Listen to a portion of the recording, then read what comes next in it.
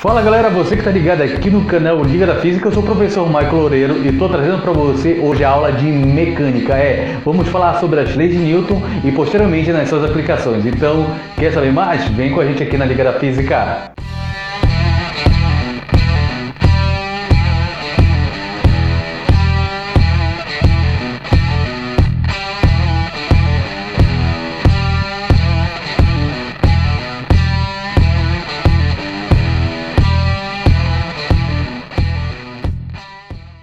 Vindo você que está aqui ligado no canal Liga da Física, eu sou o professor Michael Loureiro e estou trazendo para você agora as aulas de mecânica.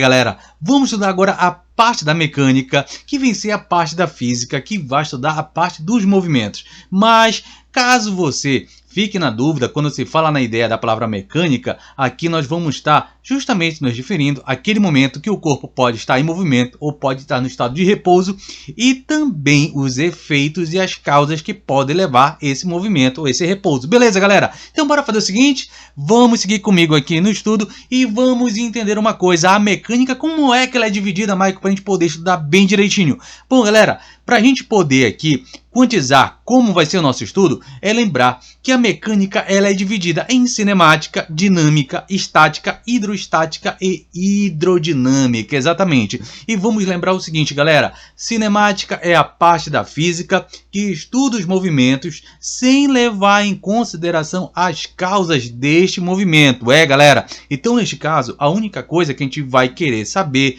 neste momento é se um corpo está em movimento, se está em repouso, qual o espaço percorrido, qual foi a velocidade adquirida, o tempo e a aceleração. E nesse ponto, galera, vale lembrar que a cinemática ela vai fazer uma tremenda base para justamente a gente entender a parte da dinâmica. Então, caso você ainda não tenha assistido às nossas aulas de cinemática, faz o seguinte, volta lá na nossa playlist, dá uma olhadinha nas aulas de cinemática que nós temos movimento uniforme, movimento uniformemente variado, e você pode de repente perguntar, Michael, mas espera aí, como assim movimento uniforme? Não é movimento retilíneo e uniforme? Galera, neste momento, nesses dois primeiros movimentos, o corpo ele sempre vai se dar de uma maneira que ele vai se movimentar de forma retilínea. Então não é tão necessário a gente colocar a palavra retilíneo, pois senão fica cheio de siglas para a gente. Então nesse caso, se você quiser chamar de movimento uniforme, não tem problema, mas se você quiser chamar de movimento retilíneo uniforme, também não tem problema nenhum. Mas beleza? Agora o que você tem que lembrar é que dentro desse movimento eu tenho uma característica importantíssima, ok? Onde eu tenho velocidade constante e aceleração nula. Por que eu estou comentando isso? Porque dentro da dinâmica nós também vamos fazer essas referências. Por isso que eu falei, caso você tenha perdido alguma aula de cinemática, volta lá na nossa playlist, dá uma olhadinha para você ficar inteirado e volta para essa aula, beleza? E agora nós vamos falar da dinâmica, que é a parte da física que estuda os movimentos, levando em consideração o que, galera? As causas desse movimento. E as causas deste movimento, galera, olha lá, fica bem atento. A causa que leva esse movimento é uma força. Esse agente que nós vamos falar sobre força, ele pode ser de campo ou pode ser de contato. Como assim, Michael? Contato direto, como um exemplo, a força de atrito, ou uma força de campo, como é, nesse caso, a força peso, beleza? Então, nesse caso agora, além do movimento, além do repouso, além do espaço, do tempo, da velocidade, da aceleração, nós vamos levar em consideração esse agente, que nesse caso pode ser um puxão ou um empurrão, beleza?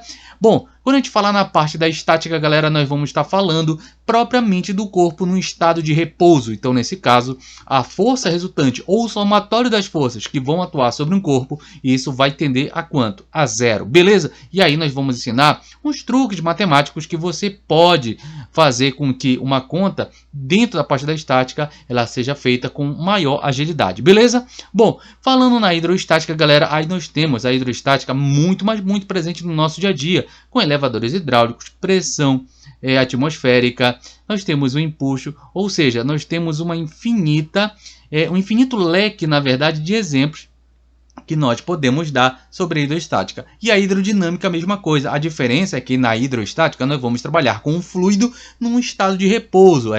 Já na hidrodinâmica nós vamos ter ele em movimento, mesmo fluido. Mas lembra, quando a gente fala fluido, nós vamos estar nos referindo ao estado líquido, ao estado que? Gasoso. Beleza, galera? Então, vamos começar a falar um pouquinho de dinâmica para a gente poder chegar nessa parte aqui sobre a chamada lei de Newton. Bom, lei de Newton e a ideia do movimento.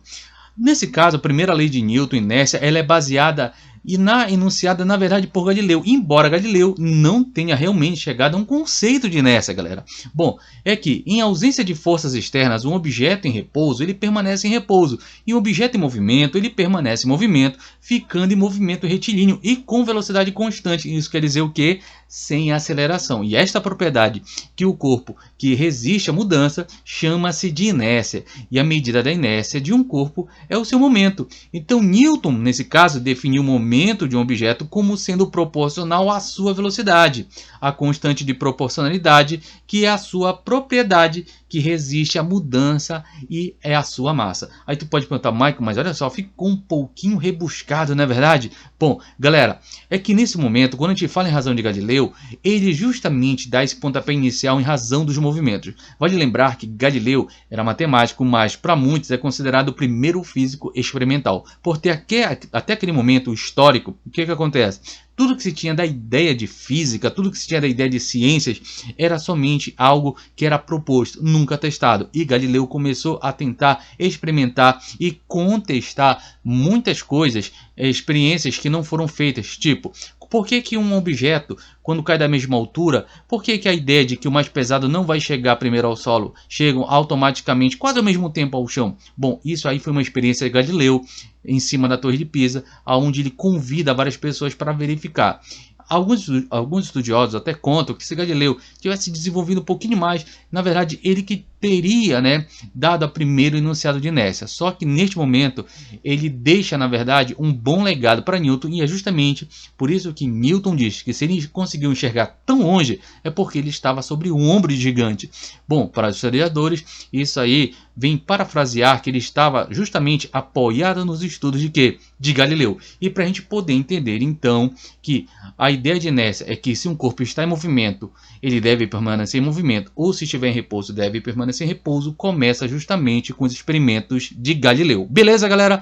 Bom, prosseguindo, nós vamos ter aqui as leis que regem o movimento de um corpo. Então, saber cada uma delas e também em especial aplicar em cada momento vai fazer toda a diferença para a gente. Então, vamos aqui à primeira lei de Newton, também conhecido como inércia, galera, que diz que todo corpo continua em seu estado de repouso ou em seu estado de movimento uniforme em linha reta, a menos que seja forçado a mudar aquele estado por forças aplicadas sobre ele.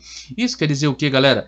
Que se um corpo já está em movimento, a tendência dele é qual? É permanecer em movimento. Mas se ele estiver em repouso, a tendência dele é permanecer de que forma? Em repouso, a não ser que exista uma força externa capaz de alterar esse estado ou de movimento ou de repouso. Mas galera, olha lá, o mais interessante dessa nossa parte aqui é verificar algo que para muitos antigamente a ideia desse movimento era o seguinte: qual era a tendência de todo e qualquer corpo? É sempre estar em repouso. Na verdade, Newton provou que se nós fizermos da seguinte forma, retirarmos todas as forças externas, nesse caso, principalmente as forças de atrito, a tendência de um corpo é de permanecer em movimento se ele estiver em movimento. Nesse caso, se ele estiver parado, a tendência dele também é permanecer parado, a não ser que exista alguma força externa capaz de alterar esse estado. Então, quer dizer, galera, que um corpo sozinho, ele não pode alterar o seu estado. Um exemplo, o Superman, para ele poder parar, seria necessário ele ter propulsores para fazer o quê? Para ele poder frear. Ele não pode parar sozinho, ele não pode alterar o seu estado de movimento, beleza? Então, como acontece aqui nessa figura, nós temos um carro que infelizmente colide com um muro e o nosso amiguinho acaba sendo jogado, arremessado para frente. Mas isso aqui, galera, é porque nós temos um detalhe. Nosso amiguinho, se ele estivesse usando o cinto de segurança, provavelmente isso não teria acontecido. Então, nesse caso, você já sabe que agora que o uso do cinto de segurança, tanto para o motorista quanto passageiro, ele é imprescindível, galera, para a segurança de ambos e até mesmo para quem está no banco de trás. Isso para que evite justamente que ele seja arremessado para frente. E vale lembrar que você tem o encosto da cabeça, tanto do motorista quanto do passageiro, mas também agora esses encostos podem ficar na parte de trás. E isso, galera, é fundamental para que evite o chamado efeito chicote. É exatamente. O que é o efeito chicote, Michael? É que a cabeça ela volte naquele momento do pós-impacto e venha virar para trás a cabeça, ou seja, funcionando como um chicote, lesionando o pescoço da pessoa. Tudo bem, galera? Mas isso também pode acontecer como um acidente da pessoa que está andando de bicicleta e acidentalmente, se estiver em alta velocidade, bater ou, nesse caso, apertar o freio dianteiro. É muito provável que a pessoa, se estiver em alta velocidade, aconteça o que acontece com o nosso amiguinho aqui, seja arremessado para frente. Isso porque quem vai parar é a bicicleta e a tendência dele por inércia é continuar de que forma? Em movimento. Beleza, galera? Agora vale uma observação importantíssima aqui pra gente.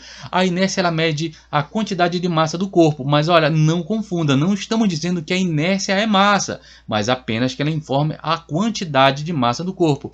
Então isso quer dizer que um corpo muito massivo, ele tem muita massa, logo a inércia dele é muito maior. Nesse caso, se a massa dele é menor ou ele é menos massivo, a força que você vai colocar sobre ele para colocá-lo em movimento, em repouso, também se torna o quê? Menor. Além disso, quanto maior for a massa de um corpo, maior será a sua inércia, nesse caso, ou de movimento ou de repouso. Então, assim, alterar o estado do movimento de um corpo de massa grande requer, claro, uma aplicação de uma força maior. Isso quer dizer que corpos de massa pequena têm seu estado de movimento alterado facilmente com a aplicação de forças menos intensas, como acontece o nosso amiguinho aí, que empurra um carrinho que nesse caso não tem compra nenhum nele, ou seja, para ele fazer com que o carrinho entre em movimento, ele vai exercer uma força, mas muito menor. Beleza, galera? Então fica atento a esta observação. Seguindo em frente, nós temos a segunda lei de Newton, também conhecida como princípio fundamental da dinâmica, galera. Ela leva esse nome, viu?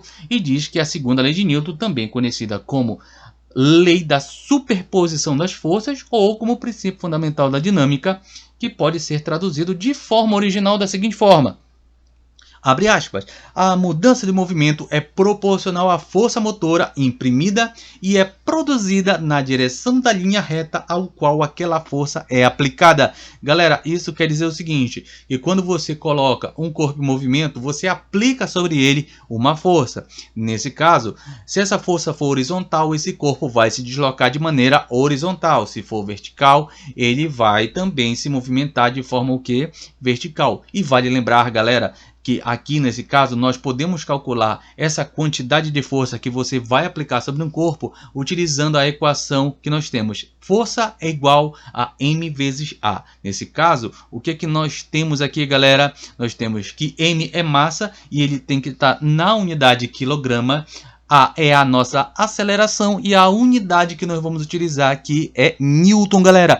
E vale lembrar, viu, galera? Não esquece disso, que nesse caso força e aceleração estão sempre na mesma direção e no mesmo sentido, tá ok? Não esquece desse toque que a gente está deixando para você. Bom, seguindo mais em frente, galera, é o que nós temos aqui. Por exemplo, no mesmo exemplo agora que nós vimos, o que nós temos? O nosso amiguinho empurrando o carrinho de compras vazio e depois ele cheio. Nesse caso, em qual dos dois momentos ele vai exercer mais força?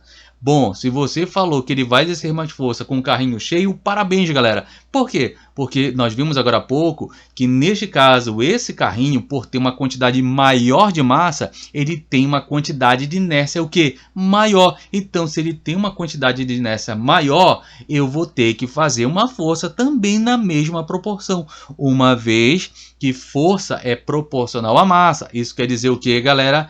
Logo, mais massa, maior a força. Então, nesse caso, quanto menor o que, galera?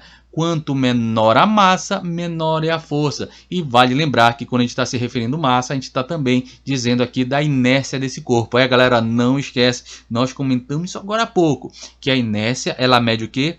A quantidade de matéria do corpo. Então, nesses dois exemplos, o primeiro carrinho, nesse caso, o que está do lado esquerdo, tem uma inércia menor. Por que tem uma inércia menor? Porque ele tem uma massa menor. E o da direita tem massa maior. Logo, ele passa a ter o que, galera? Ele passa a ter uma maior inércia. Então, imagina, se para botar em movimento você vai fazer uma força muito grande, imagina se for para colocar em repouso, já que ele está em movimento, você também vai exercer uma força muito maior. Beleza? Então, não esquece desses tópicos. E aqui, muito cuidado, viu, galera? Quando a resultante for zero, isso não quer dizer que o corpo ele esteja em repouso, pois ele pode estar em movimento retilíneo uniforme, conforme a primeira lei de Newton. Então, nesse caso, podemos afirmar que o corpo está no estado de equilíbrio. E vale lembrar que esse equilíbrio ele pode ser de dois tipos. O equilíbrio dinâmico, que é quando o corpo se movimenta com velocidade constante ou variável. Como assim, Maico? Quando fala dinâmico, ele está em movimento. Galera, quando eu tenho que a força resultante para a gente é zero, isso não implica dizer que o corpo está parado. Beleza? Até primeiro porque para essa força resultante ser zero, é porque a aceleração tem que ser zero. Ah, Maico, mas não pode massa igual a zero? Aí eu te pergunto, galera, aonde tem o corpo com zero de massa? Não tem, mas eu posso ter um corpo que não tenha a aceleração. E aí, lembra que eu falei para você que a parte da cinemática vai fazer toda a diferença para a gente nesse estudo? Isso porque, galera, o que nós vamos ter aqui, viu? Quando eu digo da cinemática, em especial os dois primeiros movimentos, o movimento uniforme e uniformemente variado. Só que nesse caso, galera, vamos classificar movimento uniforme, velocidade constante e aceleração zero. Porém, no movimento uniformemente variado, nós temos que a classificação dele é qual? É que a velocidade é variável, mas a aceleração é constante. Então, só pode haver força resultante se o corpo estiver de que forma, galera? Exatamente, em movimento uniformemente variado. Então, naquele momento do carrinho, por exemplo, o carrinho ele só vai ter uma força resultante se existir uma força externa atuando sobre ele. Isso quer dizer o quê? Ou fazendo ele acelerar ou desacelerar. Se ele estiver se movimentando e de repente o plano que ele está se movimentando é infinito e ele, quando entrou em movimento, não está perdendo velocidade nem ganhando velocidade, estando com velocidade constante, a força resultante sobre ele é zero. Mas tem um detalhe, viu, galera? Nós vamos ver que essas aplicações vão ser fundamentais, porque tem gente que confunde e diz que não existe força nenhuma atuando sobre esse corpo, e existe no mínimo duas, que é chamado a força peso e a força de reação normal. Beleza? Bom, quanto ao equilíbrio estático, nesse caso, galera, o corpo ele está em repouso. Isso quer dizer que a resultante, ou somatório das forças resultantes que vão agir sobre esse corpo vai ser quanto? Vai ser zero. Ah, então peraí, Maico, isso quer dizer que se eu tiver forças na horizontal e na vertical, o somatório delas toda vai dar zero? Já sei. Então essas forças elas vão se cancelar. Não, galera, em hipótese alguma diga isso, viu? As forças elas não se cancelam, elas apenas o quê? Se equilibram. Então por isso que a gente colocou aqui que o estado natural do corpo é o quê? É o equilíbrio, beleza?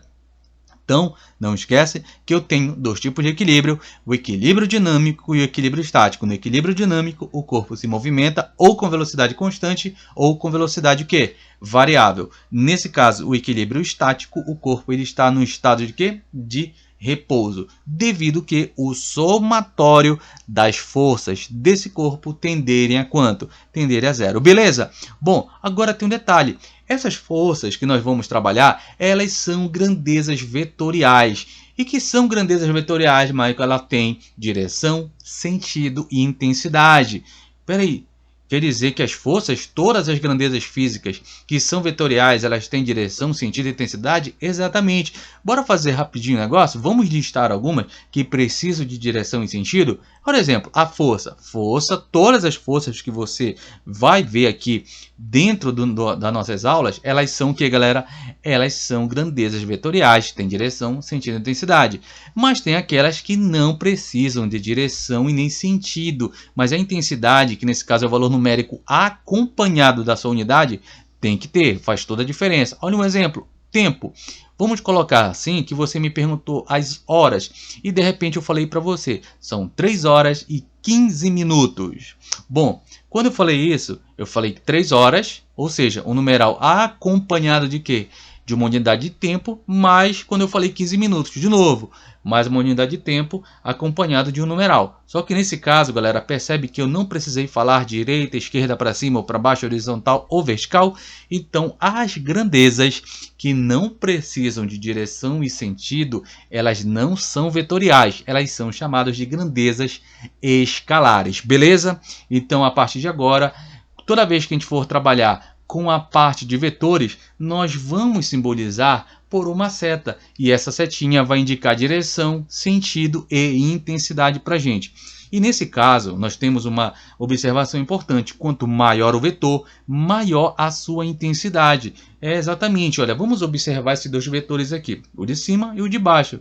Tá? Nesse caso, o de cima é o de menor intensidade, por ele ser menorzinho.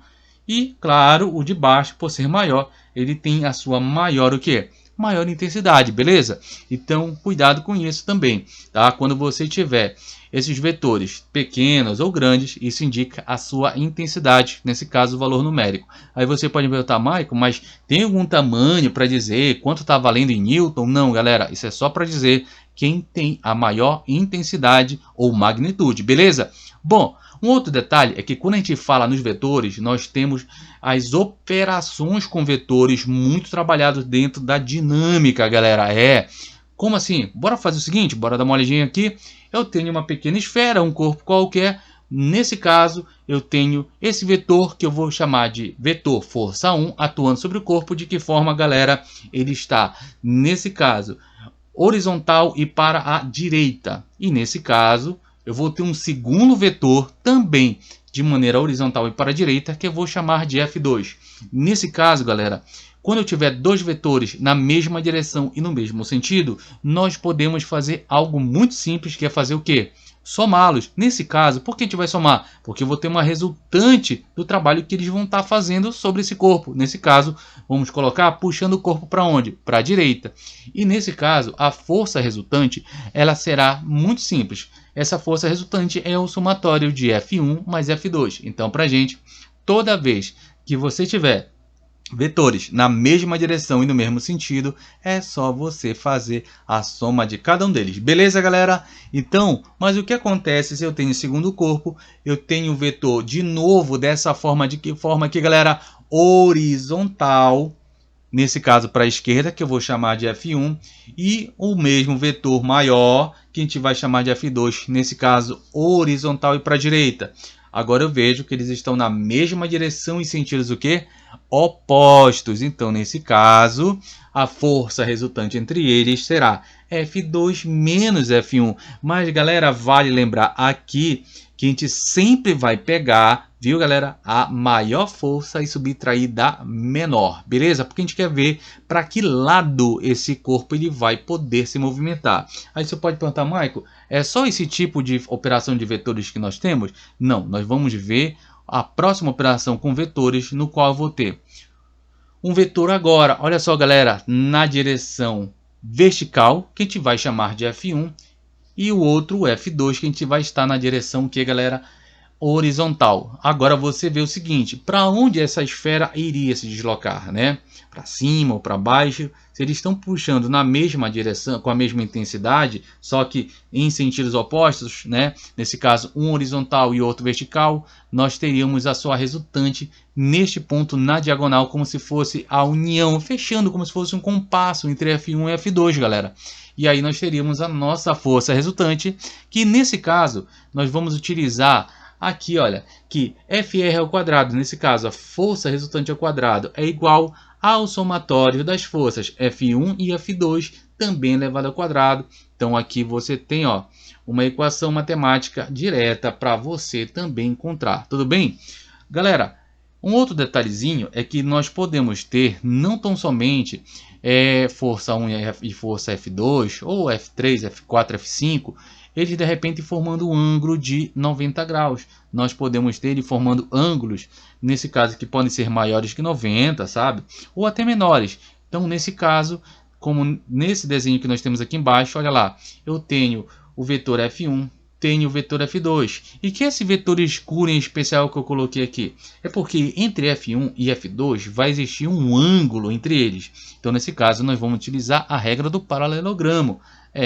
Que nesse caso, essa força resultante ele vai ser dado pelo FR ao quadrado. Neste caso, a força resultante ao quadrado será igual a F1 ao quadrado mais F2 ao quadrado mais o dobro do valor de F1 vezes F2 vezes o ângulo formado entre os dois vetores F1 e F2. Mas calma, que quando a gente começar as aulas de solução de problemas, você vai verificar como é que nós vamos utilizar cada uma dessas operações. Beleza, galera? Bom, então seguindo em frente, terceira lei de Newton. E a terceira lei de Newton diz assim, que essa lei diz que todas as forças surgem aos pares. Ao aplicarmos uma força sobre um corpo, nesse caso uma ação, recebemos desse corpo a mesma força que nós chamamos de reação. Galera, então, trocando, digamos assim, é que para toda ação há sempre uma reação oposta e igual intensidade. As ações mútuas de dois corpos sobre o outro são sempre iguais, dirigidas em sentidos o quê? Opostos. O que isso quer dizer? Que para toda ação existe uma reação. Nesse caso, a característica é mesma intensidade, mesma direção, mas sentido oposto, galera. E aqui eu posso te perguntar, onde é que será que a gente pode ter a ideia ou um exemplo de ação e reação? Galera, muito cuidado, porque quando a gente fala na ação e reação, ele vai estar desde o momento que você caminha, que se você estiver nadando, se você estiver, digamos, batendo um prego com um martelo, mas também pode causar, infelizmente, situações embaraçosas para a gente e também engraçadas, né? Por exemplo, quando você tem momentos engraçados, é que, como a gente fala aqui, para toda ação sempre vai existir uma reação, e nesse ponto a gente pode até se tornar vítima e se tornar meme, na verdade, né, da internet. Então, só cuidado, toda vez que você for tentar quebrar alguma lei da física, tenha todo embasamento, porque senão você pode acabar sendo a vítima nesse momento. Mas levando para o lado agora sério, galera, aonde nós temos alguns exemplos. Olha aí, nós temos justamente um foguete. Galera, porque a queima do combustível que vai empurrar os gases para baixo, vai empurrar justamente, vai ter uma força no sentido oposto. Nesse caso eu tenho duas forças que elas estão na mesma direção, que nesse caso é vertical, em sentidos opostos, uma para cima e outra para baixo, com a mesma intensidade. Mas olha, você que é fitness, que quer deixar aí seu corpo sarado, trincado, monstrão, nesse caso aqui, toda vez que você está fazendo flexões, você não está em hipótese alguma empurrando o chão para baixo, viu? Mas você está fazendo uma força na mesma direção, sentido oposto e com a mesma intensidade. Mas olha, galera, vale lembrar também que quando você tem, por exemplo, a ideia de ação e reação, o simples fato de você caminhar, como eu falei para você, você também tem ação e reação. Simples fato de você puxar o chão para trás, ele te impulsiona também para frente. E cara, às vezes é muito comum a gente dar alguns errozinhos do tipo, quando você chuta a bola e a bola dói às vezes no pé porque ela é de couro, você não está acostumado, o que que acontece? Às vezes a ideia de que a bola fez uma força maior. Ao contrário, a força foi a mesma, só que você vai entender por que dói um pouquinho mais devido à densidade de cada corpo, beleza? Então, galera, se você gostou dessa aula, que eu sei que você gostou, eu vou pedir uma coisinha para você. Se você não é inscrito no canal, te inscreve, dá essa força, o canal está crescendo junto com você. Nós estamos trazendo aí aula toda semana, então nesse caso ativa pra gente o sininho de notificação e senta o dedo nesse like, compartilha com seus amigos esse vídeo, que a gente está crescendo muito, trazendo toda semana aula nova para você. Galera, eu sou o professor Michael Loureiro e vou aguardar você na próxima aula falando sobre as aplicações de leis de Newton. Então, no mais, um abraço forte a todos!